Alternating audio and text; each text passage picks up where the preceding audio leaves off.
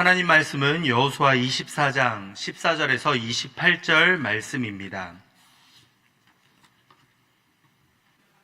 여호수아서 24장 14절에서 28절 말씀입니다.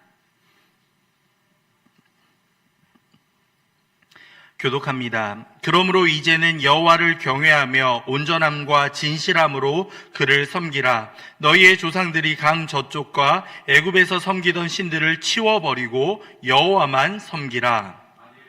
나를 섬기는 것이 너희에게 좋지 않게 보이거든 너희 조상들이 각 저쪽에서 섬기던 신들이든지 또는 너희가 거주하는 땅에 있는 아모리 족속의 신들이든지 너희가 섬길 자를 오늘 택하라. 오직 나와 내 집은 여호와를 섬기겠노라 하니 백성이 대답하여 이르되 우리가 결단코 여호와를 버리고 다른 신들을 섬기기를 하지 아니하오리니 여호와께서 친히 우리와 우리 조상들을 인도하여 애굽 땅 종되었던 집에서 올라오게 하시고 우리 목전에서 그 큰 이적을 행하시고 우리가 행한 모든 길과 우리가 지나온 모든 백성들 중에서 우리를 보호하셨음이며 여호와께서 또 모든 백성들과 이 땅에 거주하던 아모리 족속을 우리 앞에서 쫓아내셨음이라. 그러므로 우리도 여호와를 섬기리니 그는 우리 하나님이 심이니이다 하니라. 여호수아가 백성에게 이르되 너희가 여호와를 능히 섬기지 못할 것은 그는 거룩하신 하나님이시오 질투하시는 하나님이시니 너희의 잘못과 죄들을 사하지 아니하실 것임이라. 만일 너희가 여호와를 버리고 이방 신들을 섬기면 너희에게 복을 내리신 후에라도 돌이켜 너희에게 재앙을 내리시고 너희를 멸하시리라 하니 저에게 말하되 아니니이다 우리가 여호와를 섬기겠나이다 하는지라. 여호수아가 백성에게 이르되 너희가 여호와를 택하고 그를 섬기리라 하였으니 스스로 증인이 되었느니라 하니 그들이 이르되 우리가 증인이 되었나이다 하더라. 이르되 그러면 이제 너희 중에 있는 이방신들을 치워버리고 너희의 마음을 이스라엘의 하나님 여호와께로 향하라 하니 백성이 여호수아에게 말하되 우리 하나님 여호와를 우리가 섬기고 그의 목소리를 우리가 청종하리이다 하는지라. 여호수아가 세겜에서 백성과 더불어 맺고 그들을 위하여 율례와 법도를 제정하였더라. 여호수아가 이 모든 말씀을 하나님의 율법책에 기록하고 큰 돌을 가져다가 거기 여호와의 성소 곁에 있는 상수리 나무 아래에 세우고 모든 백성에게 이르되 보라 이 돌이 우리에게 증거가 되리니 이는 여호와께서 이 돌이 들었음이니라. 그런즉 너희가 너희의 하나님을 부인하지 못하도록 이 돌이 증거가 되리라 하고 백성을 보내어 각기 기업으로 돌아가게 하였더라. 아멘. 오늘은 이제 여호수아의 고별 설교 마지막 시간이라고 보시면 되겠습니다. 오늘 말씀을 통해서 여호수아는 지난번에 이제 하나님이 지금까지 이끌어 주신 은혜에 대해서 묵상했다면 오늘 말씀을 통해서는 오늘 설교를 통해서는 그보다도 더 한 단계 높은 결단을 요구하고 있습니다. 죽음을 앞두고 이제 이스라엘 백성들을 세겜에 모았었습니다. 그리고 언약을 갱신하는 시간을 가지면서 지금까지 하나님이 우리에게 베풀어 주신 은혜가 얼마나 큰지 함께 되돌아보는 시간을 가졌었죠. 이 신앙에 있어서 중요한 결단을 앞두고 있다면 먼저 무엇을 해야 합니다, 무엇을 이것을 하지 말아야 합니다 라고 말하기 이전에 하나님께서 우리에게 베풀어 주신 은혜가 얼마나 컸는지 그것을 먼저 되돌아보는 시간이 중요하다라고 말씀을 드렸었습니다. 하나님께서 베푸신 은혜를 상기한 다음에 그리고 나서 백성들에게 이제 오늘 말씀을 통해서 중요한 결단을 하고 있는 겁니다. 신앙이라는 것은 단순히 하나님을 이 정도 압니다, 하나님을 내가 아는 지식이 커져갑니다 라는 지적인 만족으로 끝나버려서는 안 된다라는 겁니다. 거기서 한 걸음 더 나아가서 하나님을 선택하고 그분 안에 속해 있는 삶으로 이어져야 한다라는 것을 오늘 말씀을 통해 확인하게 됩니다. 그렇다면 이제 오늘 말씀을 보면서 하나님의 백성들의 신앙이 어떠해야 되는지를 함께 세 가지로 살펴보고자 합니다. 첫 번째로는 하나님을 온전히 섬기기로 결단해야 된다라는 것을 알게 됩니다. 14절을 다시 보시기 바랍니다. 한 번 더 읽겠습니다. 14절입니다. 그러므로 이제는 여호와를 경외하며 온전함과 진실함으로 그를 섬기라. 너희의 조상들이 강 저쪽과 애굽에서 섬기던 신들을 치워버리고 여호와만 섬기라. 아멘. 그냥 섬기는 것이 아니라 온전히 섬겨야 된다. 마음을 다해야 한다라는 것을 강조하고 있습니다. 온전함과 진실함이라는 표현이 나오고 있죠. 이것은 바로 전혀 흠이 없고 완전하고 완벽하며 전심으로 그분을 경배해야 한다라는 표현을 담고 있습니다. 이것은 이스라엘 백성들이 하나님을 섬기겠다라고 결단했을 때 가져야 될 첫 번째 태도라는 겁니다. 하나님을 두렵고 사랑하는 마음으로 따라가야 하는 것이죠. 그리고 그분을 경배하는 일에 열심을 내야 됩니다. 성신성의껏 주님을 경배해야 됩니다. 나아가서 주님을 사랑하는 데에도 진심으로 나아가야 한다는 것이죠. 모든 영역, 삶의 모든 영역에서 하나님을 섬기기로 결단하는 것. 그것이 바로 오늘 말씀에 등장하는 온전함과 진실함이라는 겁니다. 당시 이스라엘 백성들은 가나안에 정착했지만 주변에는 수많은 유혹거리들이 있었습니다. 수많은 우상들이 즐비해 있는 환경이었다는 겁니다. 과거 애굽에서 믿던 신들도 아직 잔재가 남아 있었고요. 아모리 족속의 신들은 여전히 그들의 삶 가운데 눈만 조금만 돌려도 남아 있었던 겁니다. 그렇기 때문에 여호수아는 이스라엘 백성들을 향해서 이제는 선택해야 된다라고 말하고 있죠. 15절을 보실까요? 만일 여호와를 섬기는 것이 너희에게 좋지 않게 보이거든 너희 조상들이 강 저쪽에서 섬기던 신들이든지 또는 너희가 거주하는 땅에 있는 아모리 족속의 신들이든지 너희가 섬길 자를 오늘 택하라. 오직 나와 내 집은 여호와를 섬기겠노라 하니.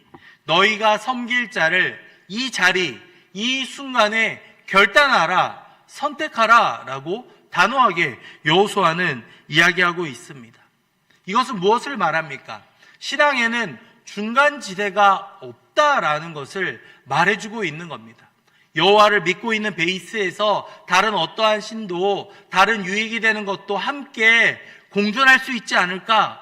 그렇게 해서 이스라엘과 유다가 멸망의 길로 나아가지 않았겠습니까? 그렇기 때문에 이 중립지대가 없으며 함께 섬길 수 없다. 하나님과 다른 신, 세상을 함께 따를 수 없다라는 것을 여호수아는 분명히 강조하고 있었습니다. 그렇기 때문에 자신이 먼저 여호수아는 결단하고 이야기하죠. 오직 나와 내 집은 여호와를 섬기겠노라 라고 결단하고 있습니다. 그는 백성들이 다른 어떠한 선택을 할지라도 나와 내 집은 오직 여호와만 섬기겠다라는 굳은 결심을 하고 있는 겁니다. 참된 신앙이라는 것은 시대의 흐름이나 환경에 따라 이리 갔다 저리 갔다 변하는 것이 아니라는 겁니다. 오직 하나님 편에 서는 것이 유일한 살 길이요 유일한 구원의 길이며 하나님의 편에 서는 것이다 라고 분명히 말하고 있습니다. 자, 그렇다면 오늘을 살아가는 우리에게는 또 다른 우상이 있지 않겠습니까? 우리 삶 가운데 물질이 우상이 될 수도 있습니다. 여러 가지 인정받고 성공하고 싶은 명예욕이 우상이 될 수도 있습니다. 심지어요, 우리 자신, 가족마저도 우상이 될 수 있는 것이 오늘날의 우리의 상황이라는 겁니다. 만약 이 순간 하나님께서 너는 과연 누구를 섬기겠느냐? 라고 물으신다면 여러분은 뭐라고 답하시겠습니까? 여호수아와 같이 오직 나와 내 집은 여호와를 섬기겠습니다. 이렇게 결단할 준비가 되어 있으십니까? 예, 그 선택의 순간순간이 우리 삶 가운데 계속해서 다가오고 있다는 사실을 우리는 깨어서 바라볼 수 있어야 됩니다. 나는 과연 오늘 이 선택이 여호와를 섬기는 선택인지 아니면 여호와를 저버리는 선택인지 우리는 그 선택의 상황 가운데에서 잠시 잠깐 멈추어서 하나님께 기도하며 나아가야 되겠습니다. 하나님, 이 선택이 과연 하나님이 기뻐하시는 선택이십니까? 하나님께 정말 하나님이 원하시는 뜻을 실천하는 선택입니까? 우리는 그렇게 하나님께 물으며 온전한 결단을 할 수 있도록 노력해야 한다라는 겁니다. 언제 어디에서나 여호와만을 섬기겠습니다. 이 여호수아의 결단이 우리 모두의 결심으로 이어질 수 있기를 간절히 소망합니다. 여러 가지 유혹과 시험이 여러분을 흔들어 놓는 그 순간, 정말 그럴 때 보이고 정말 시의적절하게 우리의 마음을 흔들어 놓는 그 유혹이 찾아올 때에도 성도님들 흔들리지 마시기 바랍니다. 오직 나와 내 집은 여호와만을 섬기겠습니다. 이 여호수아의 결단이 우리 모두의 결심으로 꼭 이어지기를 바랍니다. 이어지는 말씀을 통해서는 하나님을 섬기는 것이 말로만 끝나는 것이 아니라 삶의 실천과 헌신으로 이어져야 된다는 것을 말하고 있습니다. 19절을 보시기 바랍니다. 19절입니다. 함께 읽겠습니다. 여호수아가 백성에게 이르되 너희가 여호와를 능히 섬기지 못할 것은 그는 거룩하신 하나님이시요 질투하시는 하나님이시니 너희의 잘못과 죄들을 사하지 아니할 것임이라. 아멘. 좀 의아하지 않습니까? 여호와를 섬겨야 된다, 나는 그렇게 하겠다라고 하면서 너희들이 이것이 결코 쉽지 않다라고 이야기를 하고 있습니다. 왜 이러한 경고를 여호수아는 했겠습니까? 하나님을 섬긴다라는 것이 단순히 입으로만 말로만 할 수 있는 결단이 아니기 때문에 여호수아는 이렇게 경고를 하고 있는 겁니다. 감정적인 결단으로 끝나버리는 순간이 우리에게 얼마나 많은지 모릅니다. 말씀을 들을 때 마음에 찔림이 있고 깨어짐이 있고 때로는 너무 마음에 감동이 되어서 눈물이 날 수도 있습니다. 그런데 그 감정적인 변화나 감정적인 요동에 우리가 사로잡혀서 이것이 내가 지금 은혜 받고 있구나, 내가 변화되고 있구나라고 착각해서는 안 된다라는 겁니다. 감정적인 결단은 시작점에 불과합니다. 딱 출발했다라는 것이죠. 하나님은 어떠한 분이십니까? 하나님은 거룩하신 분이시며 또한 질투하는 하나님이시다라고 말씀하고 있습니다. 지금 이 순간 이 자리에서 무언가 도전을 받으셨다면 돌아가는 그 길에서 그리고 집에 도착해서도 우리의 삶이 그 결단으로 계속해서 이어져 가야 한다라는 것을 말하고 있는 겁니다. 하나님을 섬긴다라는 것은 결코 입술의 고백만으로 끝나서는 안 된다라는 겁니다. 우리의 마음과 생각과 그리고 삶 전체를 드리는 것이 바로 하나님을 섬기는 것이다 라고 성경 우리에게 말씀하고 있습니다. 하나님은 질투하시는 하나님이시기 때문에 우리의 마음이 갈라져서 하나님을 생각날 때도 있고 세상이 떠오를 때도 있고 타협할 때도 있고 이렇게 우왕좌왕하는 모습을 하나님은 원하지 않으신다라는 겁니다. 하나님은 우리의 마음을 나누어서 한 10% 정도, 20% 정도면 충분하다라고 만족하는 분이 아니라는 겁니다. 온전히 전심으로 주님 앞에 나아갈 때 하나님께서는 그 마음을 받아주신다는 겁니다. 21절을 볼까요? 백성이 여호수아에게 말하되 아니니이다 우리가 여호와를 섬기겠나이다 하는지라. 아멘. 아닙니다. 당신의 경고 우리에게 합당하지 않습니다. 우리는 여호와를 섬기겠습니다. 믿을 겁니다. 계속 이야기합니다. 그런데 여호수아는 다시 한번 이야기하죠. 23절입니다. 함께 읽을까요? 23절입니다. 여호수아가 이르되 그러면 이제 너희 중에 있는 이방 신들을 치워버리고 너희의 마음을 이스라엘의 하나님 여호와께로 향하라 하니. 아멘. 지금 이들이 결단하고 있지만 아직 그들 가운데는 무엇이 있었다라고 여호수아는 경고하고 있습니까? 이방 신들이 남아 있었다라고 경고를 하고 있는 겁니다. 하나님을 믿고 하나님을 따르지만 그들의 마음 가운데는 농사를 지으려면 그래도 비가 내려야 되는데 막 이렇게 바알신이나 아세라신이나 이렇게 그들이 새롭게 온 지역에서 그러한 신들을 의지해야 되지 않을까? 무언가 이것도 필요하지 않을까? 저것도 필요하지 않을까? 이것을 안전장치로 두면 되지 않을까? 이러한 생각을 가지고 있었다라는 겁니다. 그렇기 때문에 여호수아는 단호히 이야기합니다. 너희 중에 있는 이방신들을 치워버리고 라고 말입니다. 너희의 마음을 이스라엘 하나님께로 향하라. 가지고 있는 것을 치우고 난 이후에야 하나님께 온전히 향할 수 있다라고 말하고 있는 겁니다. 우리 안에 남아있는 그 우상들을 내어버리고 완전히 제거했을 때에 진정한 회개가 시작될 수 있다라고 성경 우리에게 알려주고 있는 겁니다. 신앙은 단순히 결심만 하고 이렇게 하겠습니다라고 말하는 것이 신앙의 전부가 아니라는 겁니다. 우리의 삶 가운데 아직까지 정리하지 못한 부분, 끊어내지 못한 부분이 있다면 단호하게 끊어내어 버리는 것, 그 결단과 정리하는 과정들이 있지 않고서는 진정한 신앙이다라고 말할 수 없다는 겁니다. 물론 하나님께서 우리에게 자유를 주셨고 그 안에서는 마음껏 기쁨을 누릴 수 있습니다. 하지만 하나님보다 더 사랑하는 것, 하나님을 묵상하는 것보다 더 우리의 마음을 빼앗는 무언가가 있다면 성도님들 과감하게 그것을 끊어내실 수 있어야 한다는 겁니다. 하나님보다 더 사랑하는 것이 무엇입니까? 무언가 떠오르는 것이 있다면 이 시간 결단하며 그것을 치워낼 수 있는 우리가 되기 소망합니다.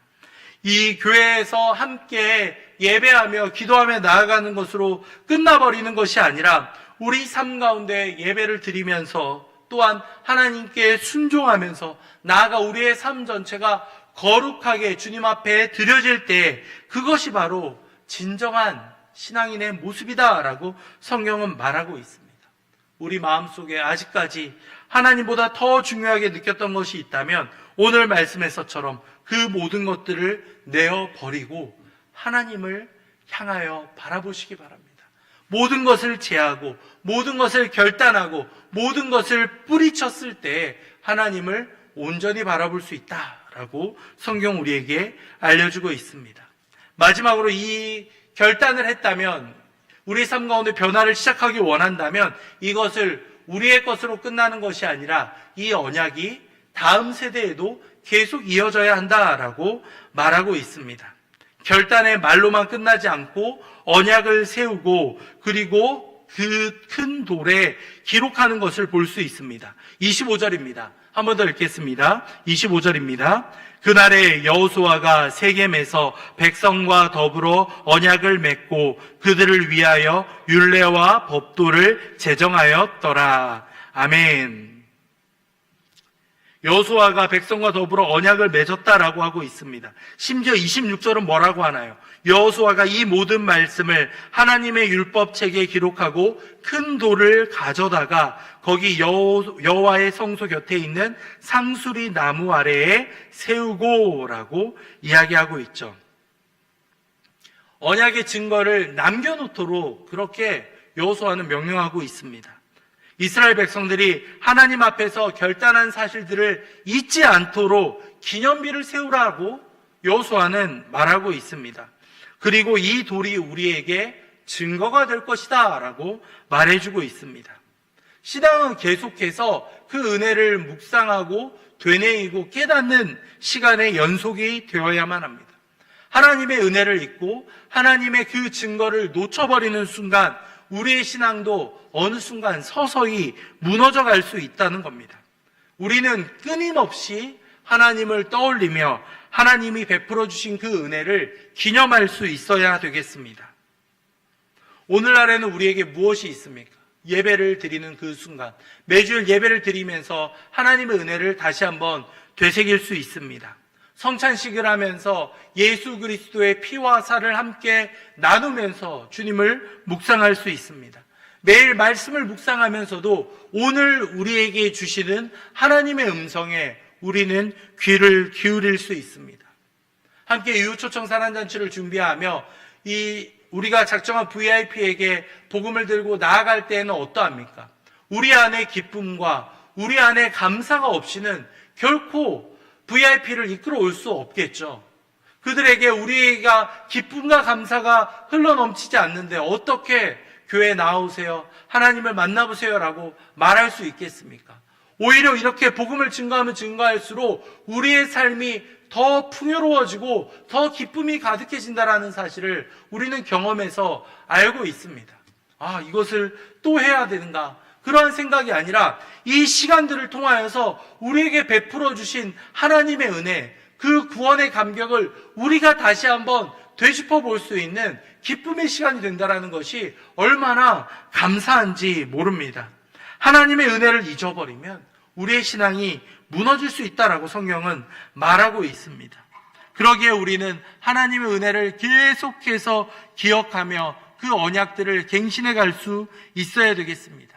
나아가 우리의 다음 세대에게도, 자녀들에게도 그 하나님을 온전히 전해줘야 되겠습니다. 여호수아의 마지막 관심은 자신을 이렇게 기억하라, 내가 이렇게 수많은 업적을 남겼다가 아니었습니다. 하나님께 받은 놀라운 은혜, 그 언약의 말씀들을 계속해서 남겨두고 기념하도록 그렇게 도전을 주었습니다. 이를 위해서는 우리는 무엇을 해야 되겠습니까? 자녀들에게 계속해서 우리가 만난 하나님, 여러분이 경험한 하나님을 전할 수 있어야 되겠습니다. 하나님의 은혜를 기록하면서 오늘 베풀어 주신 은혜가 무엇이었는가 되돌아보는 시간을 가져야 되겠습니다. 신앙의 결단을 하면서 이것이 감정으로 끝나지 않도록 우리의 삶 가운데 적극적으로 반영하여서 우리의 가족들이 먼저 우리의 모습의 변화를 경험할 수 있도록, 깨달을 수 있도록 그렇게 이끌어 주어야 되겠습니다. 이러한 신앙이 단순히 사건으로 끝나는 것이 아니라 우리 일편생의 새로운 도전이 될 수 있기를 간절히 소망합니다. 오늘 말씀은 세 가지 교훈을 주고 있습니다. 하나님을 기념하기 위해서는, 하나님을 온전히 믿기 위해서는 온전히 전심으로 주님을 섬겨야 한다라고 말씀했습니다. 나아가서 하나님을 섬기는 것이 말이나 감정의 결단만이 아니라 삶의 실천으로 이어져야 된다라고 말씀드렸죠. 그리고 이 결단을 잘 기록하여서 이것이 다음 세대까지 이어질 수 있도록 전하는 것, 그 전하는 것까지가 우리의 사명이다라고 성경은 우리에게 말해주고 있습니다. 여호수아는 계속해서 우리에게 도전을 주는 것 같습니다. 오직 나와 내 집은 여호와를 섬기겠노라. 이 여호수아의 결단에 여러분들은 어떻게 반응하시겠습니까? 가정에서, 교회에서, 여러분이 속해 있는 그 자리에서 과연 여러분은 여호와를 섬길 준비가 되어 있으십니까? 이 시간 말씀을 생각하며 함께 기도하도록 하겠습니다. 하나님, 어떠한 상황, 환경 가운데에도 핑계를 대거나 원망하는 것이 아니라 오직 하나님만을 섬기며 전심으로 주님만을 따라 살아가겠습니다. 하나님 아버지여, 우리에게 힘과 능력을 더하여 주시옵소서. 함께 기도하도록 하겠습니다. 이어서 교회를 위해서 함께 기도할까요? 이웃초청 사랑잔치가 이제 얼마 남지 않았습니다. 2주여 앞으로 다가오고 있는 이웃초청 사랑잔치 가운데 하나님 은혜를 베풀어 주시며 이 시간을 통하여서 우리가 먼저 은혜를 경험할 수 있도록, 우리가 먼저 기쁨으로 복음을 증거할 수 있도록 아버지 역사해 주시옵소서. 함께 기도해 주시기 바랍니다. 준비하는 손길들 가운데 함께 해주시며 특별히 강사로 섬기는 안민 장로님 굳건히 붙잡아 주셔서 또한 은혜의 말씀, 은혜의 그 간증의 찬양들이 흘러넘칠 수 있도록 아버지 도와주시옵소서. 함께 기도하도록 하겠습니다. 이어서 기도할 때 우리 환우들을 위해서도 함께 기도하겠습니다. 육신의 연약함과 아픔들로 인해서 고통받는 환우들과 연로하신 어르신들이 있다면 주님께서 지켜 보호해 주시며 하나님 은혜 베풀어 주시옵소서. 함께 기도하겠습니다. 이어서 담임 목사님을 위해 기도할 때 우리 목사님 날마다 강건하게 붙잡아 주시며 매 순간 성령 충만함을 더하여 주사 모든 사역을 능히 감당할 수 있도록 우리 목사님 굳게 붙잡아 주시옵소서. 함께 기도하신 이후에 각자의 기도 제목으로 기도하도록 하겠습니다.